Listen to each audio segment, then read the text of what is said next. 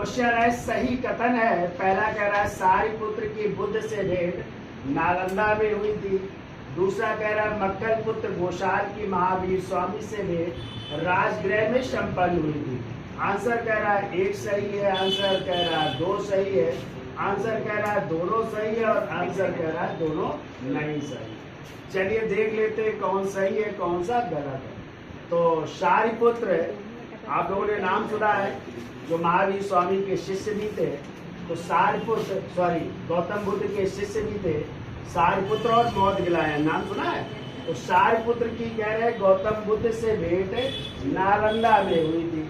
ये गलत है, क्योंकि सारिपुत्र की भेंट बुद्ध से नालंदा में नहीं बल्कि राजगृह में हुई थी। कहाँ पे हुई थी? राजगृह में हुई थी। तो पहला क्या हो गया?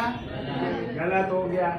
दूसरा कह रहा है मक्कल पुत्र घोषाल की महावीर स्वामी से भेंट राजगृह में संपन्न हुई थी। तो मक्कल पुत्र घोषाल नाम सुना है, जिन्होंने एक संप्रदाय स्थापित किया था, आजीवक संप्रदाय। लेकिन आजीवक संप्रदाय की स्थापना से पहले मक्कल पुत्र घोषाल ने 6 वर्ष तक जो है महावीर स्वामी के साथ तपस्या की थी। ना महावीर स्वामी को ज्ञान प्राप्त हुआ, ना इनको प्राप्त हुआ था।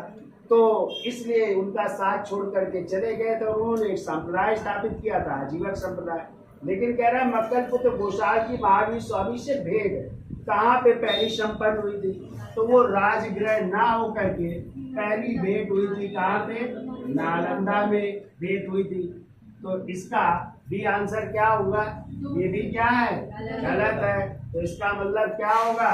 आंसर होगा आपका दोनों गलत है। ठीक है, क्लियर?